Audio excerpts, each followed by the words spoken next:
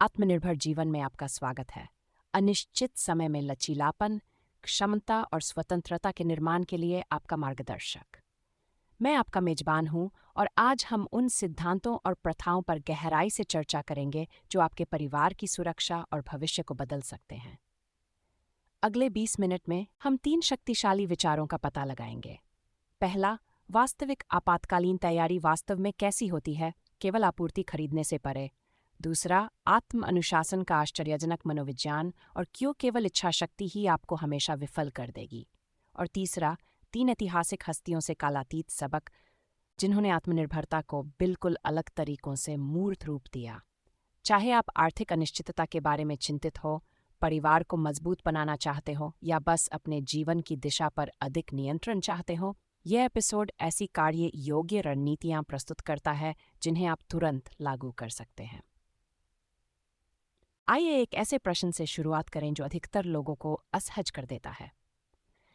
यदि अभी 2 सप्ताह के लिए बिजली चली जाए, न बिजली हो, न पानी हो, न किराने की दुकानें खुली हों, तो क्या आपका परिवार ठीक रहेगा? ज्यादातर अमेरिकी जवाब देंगे, बिल्कुल नहीं। और ये एक समस्या है क्योंकि व्यवधान तो आते ही रहते हैं। तूफान, जंगल की आग, बर्फीले तूफान, आर्थिक झटके, आपूर्ति श्रृंखला का टूटना, ये कोई काल्पनिक कल्पनाएं नहीं हैं। ये बार बार आने वाली ऐसी वास्तविकताएं हैं जो बिना तैयारी वाले परिवारों को पूरी तरह से अचंभित कर देती हैं। लेकिन अच्छी खबर यह है, बुनियादी आपातकालीन तैयारी न तो मुश्किल है और न ही महंगी। इसके लिए 30 दिनों में व्यवस्थित कार्रवाई की जरूरत है। आइए मैं आपको इसकी पूरी रूपरेखा समझाता हूँ। पहला हफ्ता सबसे जरूरी जीवित रहने की जरूरत पर केंद्रित है, पानी और भोजन। आपको प्रति व्यक्ति 14 गैलन पानी चाहिए, आधा गैलन रोजाना के हिसाब से 2 हफ्ते की आपूर्ति, यानी 7 गैलन के कंटेनर या बोतलबंद पानी के केस जिन्हें ठंडी अंधेरी जगह पर रखा जाता है। खर्च लगभग $30 से $50 प्रति व्यक्ति। खाने के लिए उन फ्रीज ड्राई किए हुए खाने को छोड़ दें जिन्हें आपने कभी नहीं चखा हो। 2 हफ्ते तक खाने लायक रहने वाला खाना स्टॉक करें जो आपका परिवार असल में खाता है। डिब्बाबंद सामान, चावल, पास्ता, पीनट बटर। बिना बिजली के खाना पकाने के लिए एक कैंप स्टोव लगाएं। और अचानक आप अपने परिवार का पेट भर सकते हैं जब दूसरे लोग घबरा रहे हों। पहले हफ्ते की कुल लागत 4 लोगों के परिवार के लिए लगभग $200। दूसरे हफ्ते में रोशनी, गर्मी और संचार का जरिया जुड़ जाता है। LED टॉर्च, फोन चार्जिंग के लिए बैटरी बैंक और समाचार अपडेट के लिए एक आपातकालीन रेडियो। अगर आप ठंडे मौसम में रहते हैं तो आपको बिना बिजली के अपने घर को गर्म करने का कोई तरीका चाहिए, चाहे वह चिमनी हो, लकड़ी का चूल्हा हो या उचित वेंटिलेशन वाला प्रोपेन हीटर हो। बैटरी बैकअप वाला कार्बन मोनोऑक्साइड डिटेक्टर लेना न भूलें। लगभग $200 और लगेंगे, लेकिन अब आपने जीवन यापन की बुनियादी ज़रूरतें पूरी कर ली हैं। तीसरे सप्ताह में चिकित्सा आपूर्ति, स्वच्छता और दस्तावेजीकरण पर ध्यान दिया जाएगा। एक व्यापक प्राथमिक चिकित्सा किट, सभी दवाओं का 30 दिन का स्टॉक और पानी की आपूर्ति बंद होने पर स्वच्छता संबंधी सामग्री। महत्वपूर्ण दस्तावेजों, पहचान पत्र, बीमा पॉलिसियां, बैंक रिकॉर्ड की प्रतियां इकट्ठा करें और उन्हें जलरोधी, अग्निरोधी कंटेनर में रखें। $500 से $1000 तक छोटे छोटे नोटों में निकालें क्योंकि ATM बिजली के बिना काम नहीं करते और आपात स्थिति में इलेक्ट्रॉनिक भुगतान विफल हो जाते हैं। चौथा सप्ताह सुरक्षा, कौशल और योजना के साथ आपकी तैयारी को पूरा करता है। सुनिश्चित करें कि आपके दरवाजे और खिड़कियां ठीक से बंद हों। बुनियादी प्राथमिक उपचार और CPR की कक्षा लें। कौशल उपकरणों से ज़्यादा मायने रखते हैं। एक पारिवारिक आपातकालीन योजना बनाएं। अगर आप अलग हो गए हैं तो आप कहाँ मिलेंगे? जब स्थानीय फ़ोन काम न करें तो आपका बाहरी संपर्क कौन है? अपने निकासी मार्ग का अभ्यास करें। आपात स्थिति में पड़ोसियों से आपसी सहायता के बारे में बात करें। इस 30 दिवसीय तैयारी योजना की कुल लागत एक परिवार के लिए $700 से $1200। यह आपको तब तक महंगा लग सकता है जब तक आपको यह एहसास न हो कि यह निवेश उन आपदाओं से सुरक्षा प्रदान करता है जिनकी कीमत हजारों में हो सकती है या जो जानलेवा साबित हो सकती है। यह सबसे अच्छा बीमा है जो आप खरीद सकते हैं। लेकिन ज्यादातर लोग ये भूल जाते हैं, आपातकालीन तैयारी सिर्फ सामान की उपलब्धता से जुड़ी नहीं होती, ये मनोविज्ञान से भी जुड़ी होती है। तैयार परिवार आपदा की खबरें शांति से देखते हैं क्योंकि उन्हें पता होता है कि वे सुरक्षित रहेंगे। बिना तैयारी वाले परिवार घबरा जाते हैं, जिससे गलत फैसले और खतरनाक स्थितियां पैदा हो जाती हैं। यह आत्मविश्वास कि आप बिना किसी बाहरी मदद के 2 हफ्ते गुजार सकते हैं अनमोल है, और यह दुनिया में आपके व्यवहार को पूरी तरह बदल देता है। अब आइए एक समान रूप से महत्वपूर्ण चीज पर आते हैं, आत्म अनुशासन। क्योंकि अगर आप उन्हें बनाने की योजना पर अडिग नहीं रहते तो दुनिया की सारी आपातकालीन आपूर्तियां भी काम नहीं आएंगी। ज्यादातर लोग सोचते हैं कि आत्म अनुशासन एक चरित्र विशेषता है। कुछ लोगों में यह होता है, कुछ में नहीं। शोध बताते हैं कि यह पूरी तरह गलत है। आत्म अनुशासन का संबंध इच्छा शक्ति से नहीं, बल्कि व्यवस्थाओं से है। व्यवहार विज्ञान ये बताता है, इच्छा शक्ति एक सीमित संसाधन है जो उपयोग के साथ कम होती जाती है। मनोवैज्ञानिक रॉय बॉमिस्टर ने के माध्यम से इसे प्रदर्शित किया, जहां जिन लोगों ने प्रलोभन का विरोध किया, जैसे उनके सामने रखी कुकीज न खाना, बाद में उन असंबंधित कार्यों में भी उनका प्रदर्शन खराब रहा जिनमें आत्मनियंत्रण की आवश्यकता थी। उनकी इच्छा शक्ति समाप्त हो गई थी। यही वजह है कि आप नाश्ते में डोनट्स खाने से तो बच सकते हैं, लेकिन रात में आइसक्रीम खाने से नहीं। शाम तक आप सैकड़ों फैसले ले चुके होते हैं और दर्जनों प्रलोभनों का विरोध कर चुके होते हैं। आप पूरी तरह से खाली हो चुके होते हैं। इसका निहितार्थ बहुत गहरा है। सिर्फ इच्छा शक्ति पर निर्भर न रहें। इसके बजाय अपने वातावरण और दिनचर्या को इस तरह से डिजाइन करें कि इच्छा शक्ति की जरूरत वाली परिस्थितियां कम से कम हों। मैं आपको 3 शक्तिशाली रणनीतियां बताता हूं जो वास्तव में काम करती हैं। पहला, कार्यान्वयन के इरादे। मनोवैज्ञानिक पीटर गोलविजर के शोध से पता चलता है कि विशिष्ट अगर तो योजनाएं अनुसरण में नाटकीय रूप से वृद्धि करती हैं। मैं ज्यादा व्यायाम करूंगा जैसे अस्पष्ट लक्ष्यों के बजाय आप सटीक ट्रिगर बनाते हैं। अगर किसी कार्य दिवस में सुबह के 6 बज रहे हैं तो मैं नहाने से पहले 30 मिनट व्यायाम करूंगा। अगर तो प्रारूप स्वचालित व्यवहार बनाता है जिसके लिए इच्छा शक्ति की आवश्यकता नहीं होती। दूसरा, प्रतिबद्धता उपकरण। ये आपके द्वारा अभी लिए गए ऐसे विकल्प हैं जो आपके भविष्य के विकल्पों को सीमित करते हैं और आपके भविष्य के स्व को वही करने के लिए मजबूर करते हैं जो आपका वर्तमान स्व चाहता है।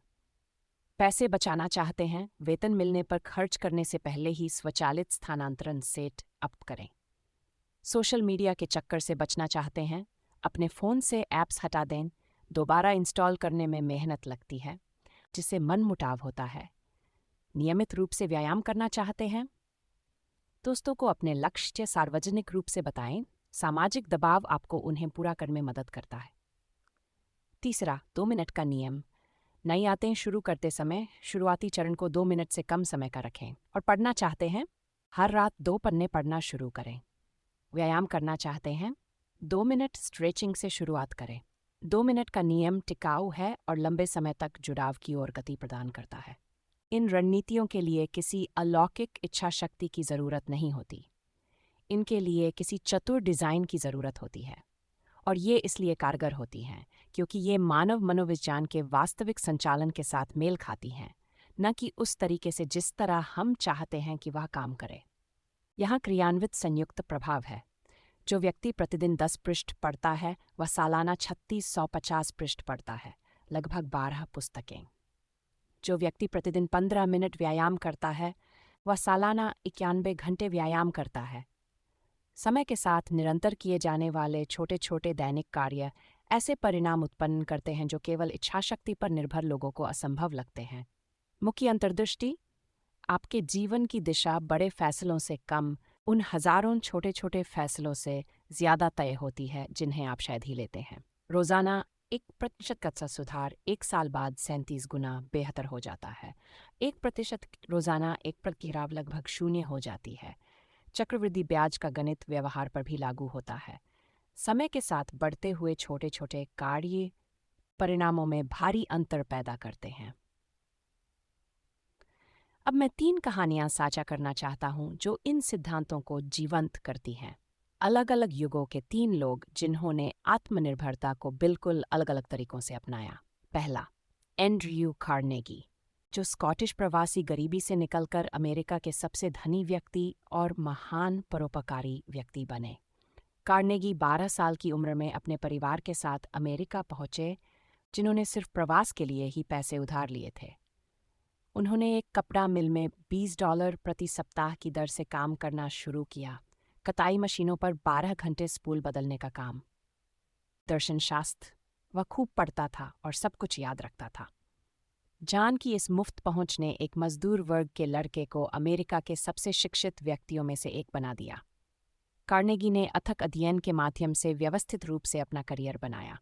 वे एक टेलीग्राफ संदेशवाहक बने, फिर ऑपरेटरों को देखकर खुद टेलीग्राफी सीखी। 14 साल की उम्र में उन्हें टेलीग्राफ ऑपरेटर के पद पर पदोन्नत किया गया। 24 साल की उम्र तक वे एक रेलवे डिवीजन के अधीक्षक बन गए। 30 साल की उम्र तक वे स्टील का एक ऐसा साम्राज्य खड़ा कर रहे थे जो उन्हें दुनिया का सबसे धनी व्यक्ति बना देगा। कार्नेगी की कहानी वाकई उल्लेखनीय है। 1911 में उन्होंने अपनी स्टील कंपनी $400 मिलियन में बेच दी, आज के हिसाब से लगभग $400 अरब। फिर उन्होंने इसका 80% हिस्सा दान कर दिया। उन्होंने दुनिया भर के 2000 फेसबुक पुस्तकालयों को वित्त पोषित किया, क्योंकि उनका मानना था कि जान की मुफ्त पहुंच आत्म सुधार में सहायक होती है, ठीक वैसे ही जैसे कर्नल ली एंडरसन के पुस्तकालय ने उनके लिए किया था। कार्नेगी ने साबित किया कि कुछ भी न लेकर शुरुआत करने से सब कुछ हासिल करने से नहीं रोका जा सकता, और उन्होंने ये भी दर्शाया कि संचय लक्ष्य नहीं है, प्रभाव लक्ष्य है। दूसरा, सेक्वोया, एक चेरोकी रजतकार जिसने कुछ ऐसा कर दिखाया जिसे भाषाविद लगभग असंभव मानते हैं। लगभग 18-21 वर्ष की आयु में सेक्वोया ने अकेले ही चेरोकी भाषा के लिए एक संपूर्ण लेखन प्रणाली तैयार की। सेक्वोया अंग्रेजी पढ़ या लिख नहीं सकते थे और उनकी कोई औपचारिक शिक्षा भी नहीं थी, लेकिन 1812 के युद्ध के दौरान उन्होंने श्वेत सैनिकों को लिखित संदेश लिखते देखा और वे उन पर मोहित हो गए। चेरोकी लोगों के पास कोई लेखन प्रणाली नहीं थी, उनका इतिहास और ज्ञान पूरी तरह से स्मृति और मौखिक संचार पर निर्भर था। सेक्वोया ने एक बनाने का फैसला किया। उनके समुदाय को लगा कि वे पागल हो गए हैं। 12 साल तक उन्होंने उपहास सहा और व्यवस्थित रूप से अपनी शब्दावलियां विकसित कीं। सभी चेरोकी शब्दांशों का प्रतिनिधित्व करने वाले 85 चिन्ह। जब उन्होंने आखिर अपनी बेटी को अपने लिखे संदेश पढ़कर दिखाया कि यह प्रणाली काम करती है, तो चेरोकी नेता दंग रह गए। कुछ ही महीनों में यह शब्दांश संग्रह पूरे चेरोकी राष्ट्र में फैल गया। कुछ ही वर्षों में चेरोकी साक्षरता दर आसपास की श्वेत आबादी से भी ज्यादा हो गई। चेरोकी लोगों ने एक द्विभाषी समाचार पत्र प्रकाशित करना शुरू किया, एक लिखित संविधान अपनाया और पहली बार अपने सांस्कृतिक ज्ञान को लिखित रूप में संरक्षित किया। सेक्वोया की उपलब्धि दर्शाती है कि बौद्धिक उपलब्धि के लिए औपचारिक शिक्षा जरूरी नहीं है। जरूरी है उपहास के बावजूद दृढ़ता, सावधानीपूर्वक अवलोकन और विश्लेषण, और दीर्घकालिक प्रतिबद्धता। सेक्वोया ने अपने पाठ्यक्रम पर 12 साल तक काम किया, जबकि सभी उसे कहते रहे कि वह अपना समय बर्बाद कर रहा है। असाधारण उपलब्धि के लिए यही अनुशासन जरूरी है। तीसरी, मार्गरेट थैचर, जो 1969 में ब्रिटेन की पहली महिला प्रधानमंत्री बनी और अपने देश को आर्थिक पतन से बचाया। थैचर को विरासत में विनाशकारी परिस्थितियां मिली। 10% से ज्यादा मुद्रास्फीति, बढ़ती बेरोजगारी, हड़तालों के जरिए प्रमुख उद्योगों पर यूनियनों का नियंत्रण, सड़कों पर कूड़े का ढेर। ब्रिटेन मानो खत्म हो गया हो। 11 वर्षों में थैचर ने सिद्धांतों के प्रति अटूट प्रतिबद्धता के माध्यम से ब्रिटेन का कायाकल्प कर दिया। उन्होंने संघीय सत्ता को तोड़ा, जिसने देश को शासन के अयोग्य बना दिया था। उन्होंने अकुशल सरकारी उद्योगों का निजीकरण किया। उन्होंने सरकारी खर्च और उच्चम कर दरों को 83% से घटाकर 4% कर दिया। उन्होंने फॉकलैंड युद्ध में सैन्य रूप से और सोवियत साम्यवाद के विरुद्ध कूटनीतिक रूप से ब्रिटिश संप्रभुता की रक्षा की। नीतियां विवादास्पद थीं, बेहद विवादास्पद, लेकिन थैचर जनमत संग्रह या आम सहमति से शासन नहीं कर रही थी। उन्होंने कहा, मैं आम सहमति वाली राजनीतिज्ञ नहीं हूँ, मैं दृढ़ विश्वास वाली राजनीतिज्ञ हूँ। उनका मानना था कि कुछ सिद्धांत सही हैं और उन्होंने कड़े विरोध के बावजूद उनका पालन किया। 1990 तक जब उन्होंने पद छोड़ा, ब्रिटेन की अर्थव्यवस्था जर्मनी या फ्रांस की अर्थव्यवस्था से भी तेजी से बढ़ रही थी। यूनियनों की हड़तालें सालाना 29 मिलियन दिनों के नुकसान से घटकर 20 लाख से भी कम रह गई थीं। घरों के स्वामित्व में 65% से 67% की वृद्धि हुई। 80 लाख लोगों के पास पूर्व सरकारी कंपनियों के शेयर थे। थैचर ने दिखाया कि लोकप्रियता के बजाय सिद्धांतों पर आधारित दृढ़ नेतृत्व के जरिए पतन की ओर अग्रसर राष्ट्रों को भी मोड़ा जा सकता है। उनकी विरासत विवादास्पद बनी हुई है, लेकिन कोई भी इस बात से इनकार नहीं करता कि उन्होंने ब्रिटेन की दिशा को मौलिक रूप से बदल दिया। तो इन तीनों कहानियों में क्या समानता है? कार्नेगी, सिकोया और थैचर आज हमें आत्मनिर्भरता के बारे में क्या सिखाते हैं? पहला, शिक्षा उन लोगों के लिए सुलभ है जो इसे चाहते हैं। कार्नेगी ने वस्तुतः कोई औपचारिक शिक्षा नहीं ली थी, लेकिन पढ़ने के माध्यम से वे अमेरिका के सबसे शिक्षित व्यक्तियों में से एक बन गए। सिकोया ने कोई भाषाई प्रशिक्षण नहीं लिया था, लेकिन उन्होंने एक लेखन प्रणाली का निर्माण किया। थैचर ने अनुशासित अध्ययन के माध्यम से जटिल नीतिगत विवरणों में महारत हासिल की। उनमें से किसी ने भी किसी के द्वारा जान दिए जाने का इंतजार नहीं किया, उन्होंने उसे ग्रहण किया। दूसरा, दृढ़ता उपहास और विरोध पर विजय प्राप्त करती है। कार्नेगी किशोरावस्था में 12 घंटे काम करते थे, जबकि दूसरे लड़के खेलते थे। सिकोया ने अपनी शब्दावली को निखारते हुए 12 साल तक उपहास सहा। थैचर ने लगातार आलोचना, जान से मारने की धमकियों और राजनीतिक विरोध का डटकर सामना किया। वे सभी समझते थे कि जरूरी उपलब्धियां शुरुआत में शायद ही कभी लोकप्रिय होती हैं। तीसरा, दीर्घकालिक सोचें जबकि दूसरे अल्पकालिक सोचें। कार्नेगी ने आर्थिक मंदी के दौरान संपत्तियां खरीदीं और उन्हें तिमाहियों के लिए नहीं। चौथा, अपने से परे किसी और की सेवा करें। कार्नेगी ने अपनी 90% संपत्ति दूसरों को बेहतर बनाने में मदद करने के लिए दान कर दी। सेक्वोया ने चेरोकी संस्कृति को संरक्षित करने और अपने लोगों को सशक्त बनाने के लिए शब्दांश संग्रह की रचना की। थैचर ने व्यक्तिगत हमले सहे क्योंकि उन्हें विश्वास था कि उनकी नीतियां ब्रिटेन को बचाएंगी। वे केवल स्वार्थ से प्रेरित नहीं थी, वे योगदान से प्रेरित थी। ये सिद्धांत आपकी परिस्थितियों पर निर्भर नहीं करते। आप कोई इस्पात साम्राज्य नहीं बना सकते, कोई लेखन प्रणाली नहीं बना सकते या प्रधानमंत्री नहीं बन सकते, लेकिन आप अथक परिश्रम करके खुद को शिक्षित कर सकते हैं। विरोध के बावजूद डटे रह सकते हैं, दीर्घकालिक सोच सकते हैं और दूसरों की सेवा कर सकते हैं। और ये सिद्धांत वर्षों तक लगातार लागू करने पर उल्लेखनीय परिणाम देते हैं। आज के लिए आपके कार्यचरण इस प्रकार है। इस प्रकरण से एक क्षेत्र चुनें और उसे इसी सप्ताह क्रियान्वित करें। शायद इसका मतलब है अपनी 30 दिन की आपातकालीन तैयारी योजना शुरू करना, आज ही पानी के कंटेनर और शेल्फ स्टेबल खाना मंगवाना। शायद इसका मतलब है अगर तो के फॉर्मेट का इस्तेमाल करके एक कार्यान्वयन इरादा बनाना। शायद इसका मतलब है एक ऐसी किताब चुनना जो पढ़ने से उस क्षेत्र में जान बढ़ेगा जिसमें आप महारत हासिल करना चाहते हैं। सब कुछ एक साथ करने की कोशिश मत करो। इसके लिए आपकी क्षमता से ज़्यादा इच्छाशक्ति की ज़रूरत होती है।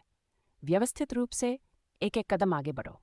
याद रखें, लचीलापन रातों रात नहीं बनता, यह निरंतर प्रयास से समय के साथ व्यवस्थित रूप से विकसित होता है। आत्म अनुशासन अलौकिक इच्छाशक्ति से नहीं, यह स्मार्ट प्रणालियों से जुड़ा है। और उपलब्धि कोई रहस्यमयी चीज़ नहीं है, यह समय के साथ दोहराई जाने वाली अनुशासित क्रिया है। आपके जीवन की दिशा आपके द्वारा प्रतिदिन लिए जाने वाले हजारों छोटे छोटे फैसलों से तय होती है। आज से ही सोच समझ कर ये फैसले लें, समय के साथ इन्हें और बढ़ाएं, अपनी मनचाही लचीली सक्षम और आत्मनिर्भर जिंदगी बनाएं। आत्मनिर्भर जीवन सुनने के लिए धन्यवाद। अगली बार तक तैयार रहें, अनुशासित रहें और स्वतंत्र रहें। civilizationbuilders.netnet.amazon.com Starther Jenna Constant सभ्यता का पुनर्निर्माण, एक एक आवाज जोड़ना, ज्ञान का संरक्षण, कल का निर्माण,